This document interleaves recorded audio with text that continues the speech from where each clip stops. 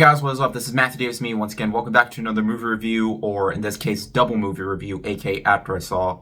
Both of these movies are movies set in Valentine's Day, and it's not even Valentine's Day. No, that's next week, but, they decided to put these movies out the week before Valentine's Day because that's when the new Captain America movie comes out. Though, I'm going to be completely honest, I'm more looking forward to the new Paddington movie more than the new Captain America.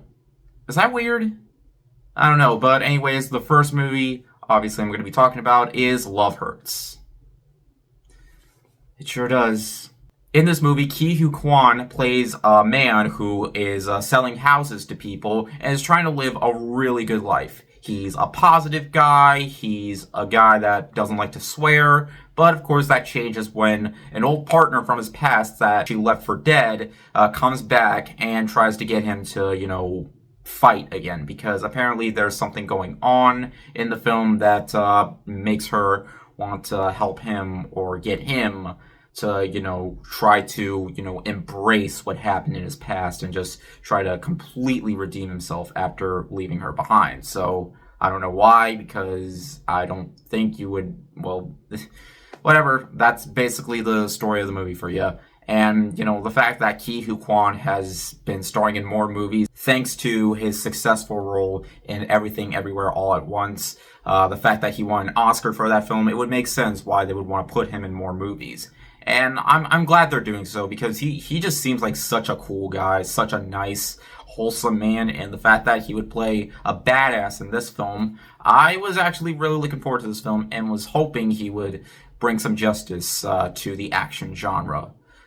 While I thought he was fine in the movie itself, I was kind of let down by this film. Like, I didn't expect the next John Wick or anything like that. Also, is it kind of weird how we're comparing every single new action film to John Wick? I mean, the fact that, we compare every modern franchises to, John Wick, despite the fact there were other movies that were like John Wick to come out before John. But I didn't really see myself, thinking this to be more of a John Wick style film, as when it comes to its action, starts off a little bit like if it were PG-13 a little bit. I mean, there are definitely some, gruesome deaths. Well, not entirely gruesome. I'm just saying when it comes to its storyline, it's something you've heard before. It's something that's very basic. It's something that we've seen a million times and was done way better in previous films to come out before this film. I don't know what to say, but if you're expecting a good story, which I wasn't really expecting, I was just expecting for some hour and 23-minute long fun,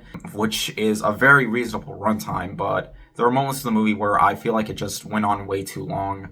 Ke Huy Quan is definitely trying his best here, but I liked how, they were trying to get him to, get him out of his nice zone and trying to get him more into his badass zone like he did back in the day. But, there are parts of the movie where they're trying to, bring in what exactly happened in his past, but, it's one of those moments where, they just constantly over-explain what happened in his past, and Ke Huy Quan narrates throughout the majority of the time that he mentions his past. But the moments that they try to get you to connect with his past, I feel like it's just done in a way that I feel like it would have helped a lot more if they just rather showed us more rather than tell us more. Not even the action could really save it all that much. Like I mentioned before, a lot of it felt PG-13 rated, at least until, the very end of the film, which I thought was the best part when it came to the action sequences. But, I feel like when the movie starts up, it tries going by a little bit too quickly. It wants to get you in, which I appreciate for that, but with the amount of stuff that they add into the movie, adding into, your typical action movie cliches about, the character that's trying to, forget his past, but has to relive his past, it's just done better in so many other movies. And I was just hoping maybe the action could save it, but most of it honestly really didn't.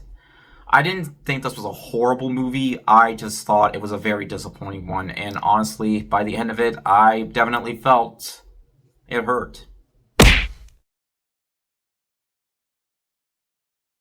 I want to see Ke Huy Quan succeed more because he really deserved his Oscar with Everything Everywhere All at Once. I mean, I knew he wasn't going to win any awards for this, but I'm just hoping he'll make better film choices after this. I also love how the critic consensus on Rotten Tomatoes literally just says ouchie, because that's kind of how I felt, pretty much. But If I were to recommend a romance movie to watch on Valentine's Day, I would just recommend checking out Companion again, or the next movie I'm reviewing right now, Heart Eyes. This movie is a blend of horror and romantic comedy mixed into one. The movie focuses on this single woman, played by Olivia Holt, who is trying to get over a breakup after, feeling like, she's not going to find that perfect guy anymore. She manages to find a new guy, but they just don't really see themselves as a couple. And because of this, the Heart Eyes Killer, who goes around killing couples on Valentine's Day, and the Heart Eyes Killer tends to go after them. And like I mentioned before, it's part rom-com, part slasher film. And this isn't the first time we've actually seen a movie set on Valentine's Day. My Bloody Valentine came out in 1981, which is pretty decent. Personally, I prefer the 2009 remake. I don't know why, but I've always had a bloody fun time with this film. And I like how, the movie is basically that, just with elements that you would see in a rom-com, as it's far more funny, or intentionally funny, than it is scary, because don't expect, this movie to be all about, a serial killer. For movies like this, it wouldn't seem like it would work, or I was proven wrong. I had myself a really fun time with this film. It kind of has more meaning to it, as, of course, we're always struggling, trying to find that perfect someone, and we just feel like we don't tend to always succeed when it comes to romance. But if you're like me, who's still single, yeah, I do struggle with those types of situations. But, if you're single, I highly recommend this movie because it might not make you want to be with anyone afterwards, just due to the fact that the killer only usually kills couples. So if you're single, you might be safe. Emphasis on the maybe, because, yeah, there's there's still a possible chance you might not survive if you come in contact with this guy. But still, even though it's not really all that scary, when it comes to, its romantic comedy bits, I thought the chemistry between the two main leads worked really well, surprisingly. I liked, the dialogue they had to say, as it wasn't written in a very cringy way. I mean, there are some parts to the movie that I feel like tries to, go a little bit too hard when it comes to its humor, but I feel like, when it comes to the meaning behind this film, I feel like that's what really works, as well as the chemistry between these two. They are great in this movie, and I was kind of rooting for them, to get together in the end. And while there is a part after the hour mark where it seems like it's trying to wrap things up, but obviously there were 30 minutes left to the movie. It was completely predictable that the movie wasn't over yet, but I feel like it probably would have worked better if, it just got everything wrapped up when it does get towards where the credits would roll. But personally, that's just me. But oftentimes, there were some moments in the movie that did feel a little bit predictable, but I did like how, that predictability changed a little bit. And while the movie does try to scare you with some cheap jump scares here and there, other than that, I had myself a really bloody fun time with Heart Eyes. It combines its two genres very well thanks to the really solid direction, and despite the fact that, not all the major killings other than the opening sequence happening till after the 30-minute mark, it definitely manages to earn that payoff when it does get to that stuff. It's a bloody fun time, whether you're single or seeing someone. It's definitely a fun time either way. And there's no doubt in my mind that couples will probably go out and see this Valentine's Day, even though, many people are...